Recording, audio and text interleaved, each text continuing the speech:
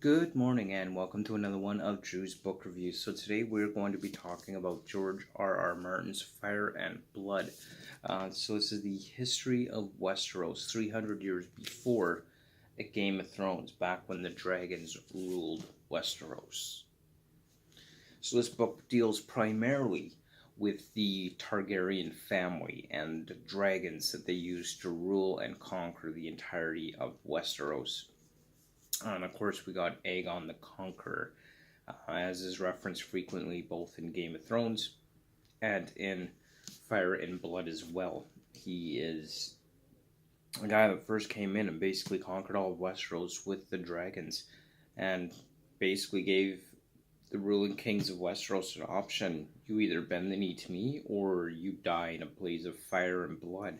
And of course, these dragons, being these massive fire-breathing beasts, put the fear of the Targaryens into the people throughout all of Westeros.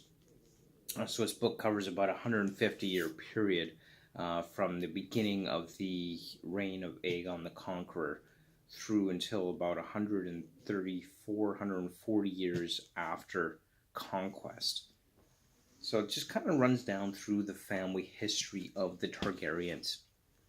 So, of course, we got Maegor the Cruel. He is one of the kings that kind of has this reputation for being just this horrible, horrible person, and cruel, and just kind of like the Mad King that, of course, Jaime Lannister, as we all know from the Game of Thrones series, killed due to his terror that he was inflicting on everybody. And we got King Jaehaerys, who basically ruled from the age of 14 to 96, so over an 80-year period.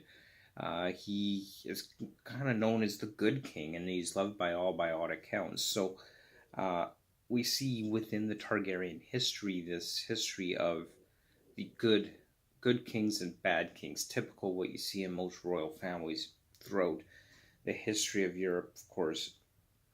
And one of the things that we learn about is where the 3 eggs that Daenerys received as a gift at her wedding in the Game of Thrones series, where they came from. So how they got to where they are and how they basically disappeared for years before reappearing again in the Game of Thrones. So that's kind of a nice little insight. Now, I don't want to tell you what that is because it might spoil it for you, and I don't want to do that. I'm not interested in spoiling things for you. But definitely we learn a little bit about where those eggs came from and what happened to them and why they just suddenly reappeared again in the Game of Thrones. We learned how they got over to Essos, essentially. As we go through the history of the Targaryens, we also show what happens with the death of King Viserys, which saw this massive split in House Targaryen and basically threw Westeros into this civil war with 2 sides of House Targaryen at war with each other, which eventually led to the eventual demise and end of the dragons as we know it. So each side of this split feeling that they have the right to the Iron Throne and wish they can make it happen, and they go to war with each other.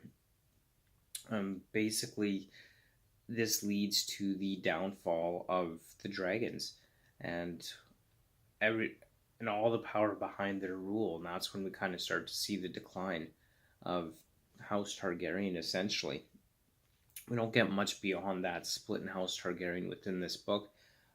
It does say 300 years before Game of Thrones, so I think that there is going to be another one out covering the second half of that. So definitely look forward to that. Would love to hear more about that history in and of itself. Now, one of the aspects of this story that many people are going to find disturbing, or going to be very uncomfortable with, is the issues surrounding the ancestral marriages. Incest and brother to sisters was tradition with House Targaryen, to wed brother to sister, and aunt to nephew, father daughter, mother son, that sort of thing, as well as the age of these individuals and these characters. We have characters as young as 12 years old being referenced, giving birth to children. And so we have these issues that viewed through the lens of 21st century morality and ethics, we really frown upon. We're not comfortable with these ideas, and viewed through a 21st century lens, we don't want any part of it, and we think that they're and we view them as bad and terrible, and perhaps, and yeah, definitely justifiably so. But the important thing to remember as well is that George R. R. Martin's Game of Thrones series, this takes place in a culture of essentially a 10th, 11th, and 12th century culture, uh, and mentality in which these kind of practices, especially amongst the nobility, were extremely common. And this is the cultural reality. This is the kind of culture that it takes place in. And, we're talking about 10th, 11th, and 12th century European type of culture. That was a normal thing for kids as young as 12, 13, 14 years old to be getting married and having kids. That was the norm within those cultures. And that's kind of the perspective that this book is written from, as well as all the Game of Thrones series. So it's kind of really important to kind of remember that when looking at these stories and this book. Now, what's really interesting is there is this conflict that's kind of built up between House Targaryen as well and the church, or the religion of this world, and the seven-pointed star and the septons and all that. So very interesting to see that conflict arise between the church being absolutely against incest 100%, to the Targaryens, who openly practice this type of relationship and marriage and family relations. And it almost came to the brink of war between the church and the Targaryen family. So what we have here is eventually the Targaryen family manages to pressure the church into openly embracing what they call the doctrine of exceptionalism, the idea that the Targaryen family stands above the rest and that they are an exception to the rule, and that they alone have the God-given rights to continue to practice these types of family marriages that they do, and nobody else can. So essentially, the church eventually caves in and admits that, and treats the Targaryens as if they were practically gods, and preach the doctrine of exceptionalism from that point forward. So kind of really interesting to see that conflict between church and state within this book as a whole, and the reign and terror that the Targaryens ruled Westeros, and their own family split and division within their own history. And overall, I just really enjoyed it, and I thought that it was a pretty decent read all around. Some of the really nice things are really cool things. Now, if you follow me on Instagram, you've probably seen a few of these, but the book contains within it multiple and many different illustrations of the story and what's going on. So this is all throughout the book.